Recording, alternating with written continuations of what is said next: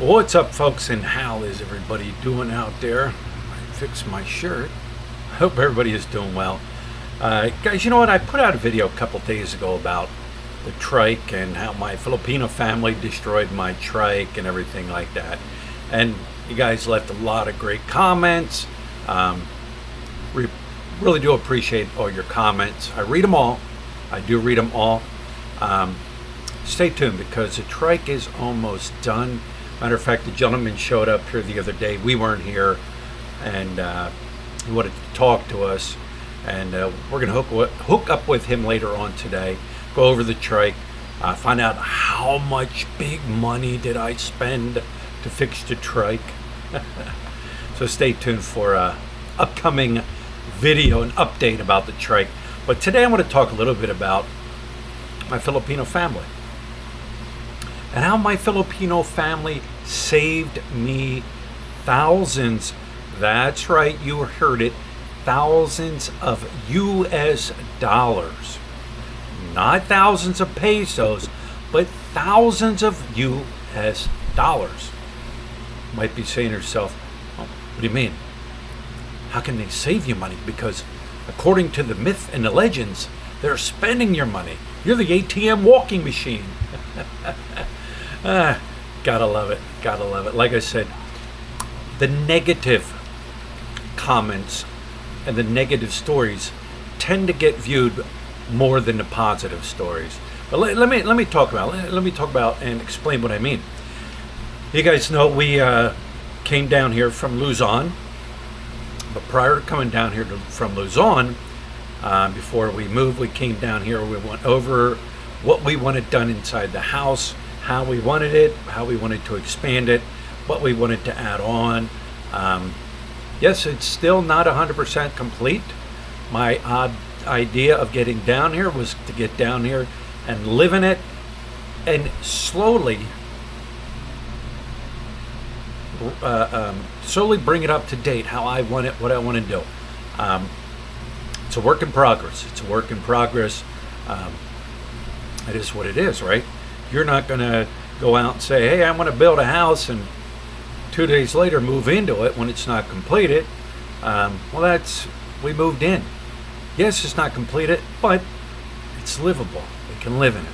Only thing I ever required in the Philippines, two things: air conditioning and internet.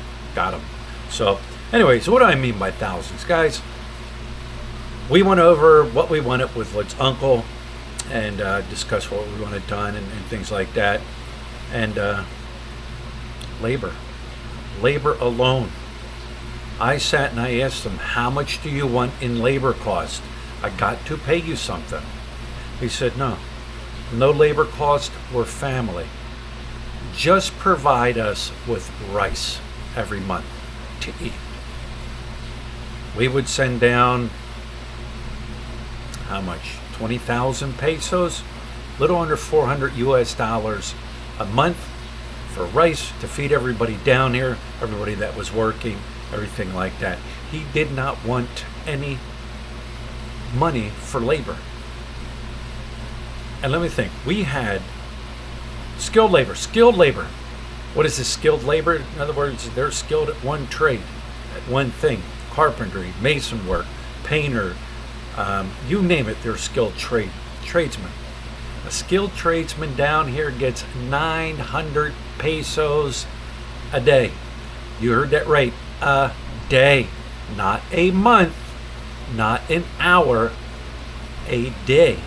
So what is that? 900 pesos a day. It's like $15. I got everything written down here. $15.78 per day. We had 3 skilled laborers here.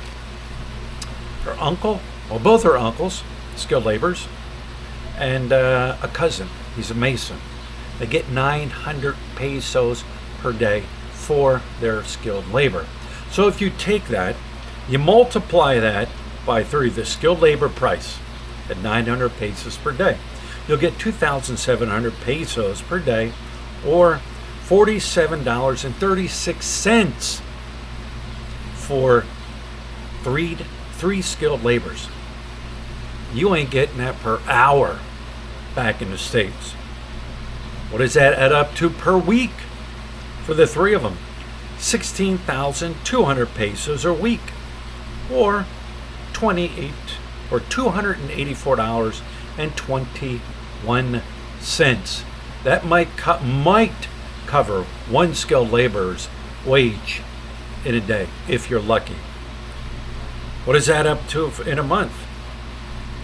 Well, you're looking at 64,800 pesos for like a month, 6 days, or $1,136.84 a month.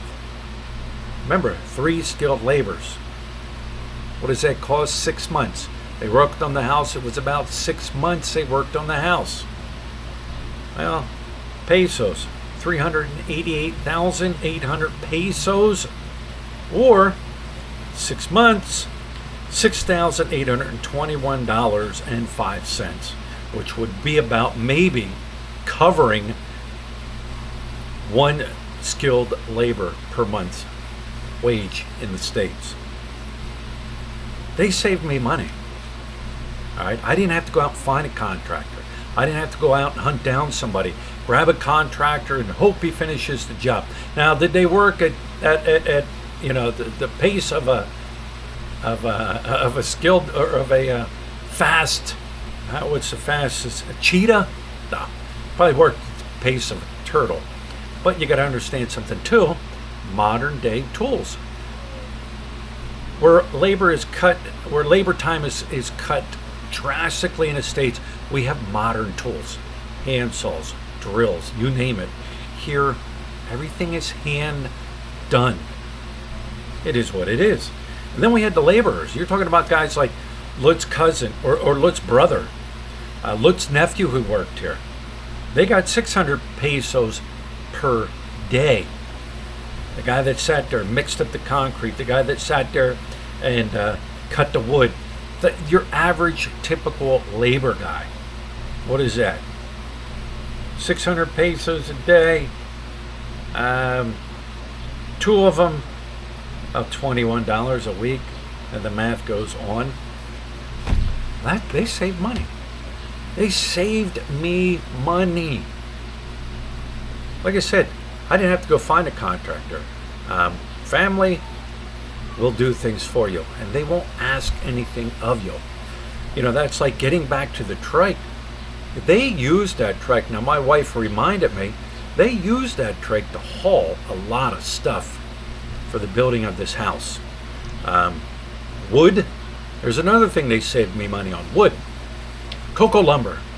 Everything's cocoa lumber. About 2.5 years ago, Odette typhoon rolled through Siargao Island, destroyed a lot of coconut trees. The family has a friend. Matter of fact, what is he? He's a counselor.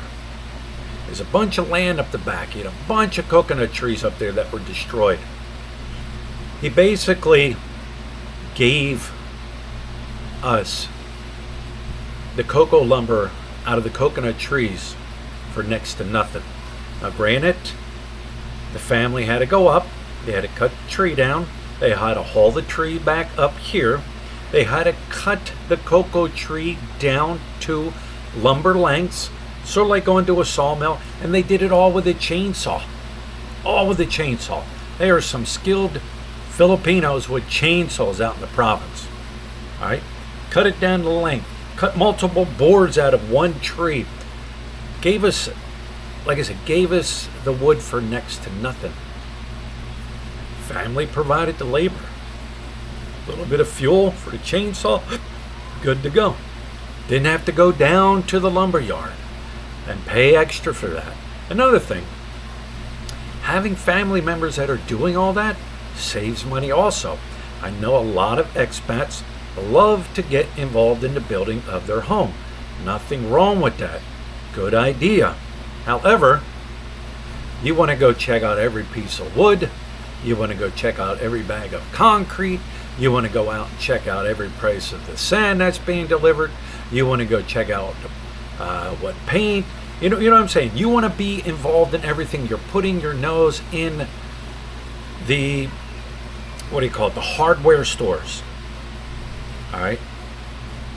unless it's marked, as soon as you walk in, the price goes up. What's nice about having family is they walk in, I need lumber.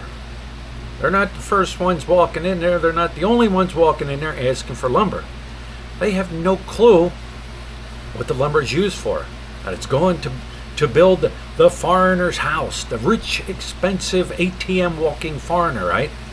They're getting it at cost. You walk in, you're the foreigner, it ain't priced, you will get charged extra, period.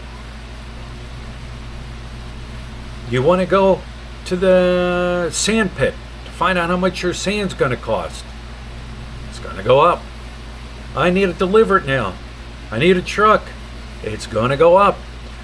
Family, friends, if we needed something that was too big for our trike, we had another friend who had a trike.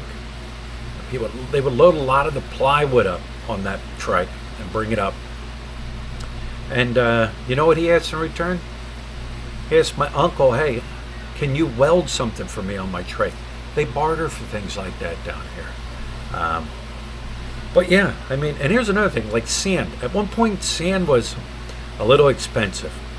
Instead of my uncle being, who cares, the rich foreigner, he's paying for it. You know what they did? They went down to the ocean. They have an area.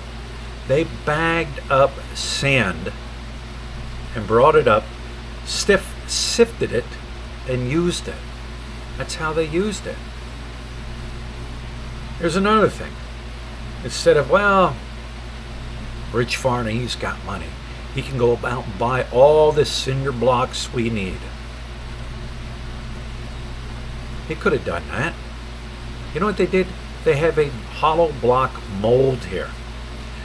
They mixed the concrete with the sand and formed a hollow block. The hollow blocks that were used here in the house with the mold. That's what the laborers did. They had many. Wood's brother used to send us photos. They had so many hollow blocks made. They were all over the place here, drying out. They saved us money that way. But yeah,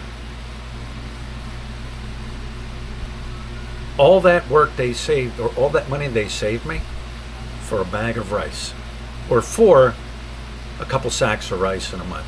Not a bad trade-off. Hey, you guys, I'm going to put you to work for 6 months, and all I'm going to provide for you is a sack of rice, a couple sacks of rice in a month, so you can eat. Yeah, try to find that deal, right? It ain't going to happen. So when people leave comments like, man, they destroyed your trike, you should make them pay for your trike. Ungrateful. You don't know the whole dynamics of everything. You only see what you want it. You only see what we show you.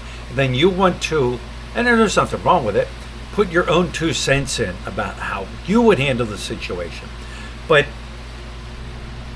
when somebody saves me thousands, and I'm talking probably close to 10,000 U.S. dollars a month, my Filipino family,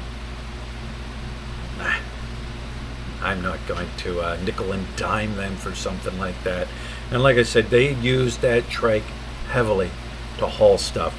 So anyways, guys, yes, Filipinos can save you money. They're not all there to take your money, take advantage of you. Like I said, you always hear the horror stories. They get the most play. The dramatic stories get the most play. But I figured I would share that with you guys. And leave your comments below. Let me know what you think. Like I said, I read every comment. I might not agree with every comment, but you can comment in a respectful way. Constructive criticism is good. So leave the comments below. And like I said, stay tuned because I will be picking up the trike. Well, we're going up to talk to him later on today and find out if if the walking ATM machine here, you know, us foreigner walking ATM machines, if it's gonna break my bank account. So, all right, guys. I hope you enjoyed the video, got something out of it, and I will talk to you later.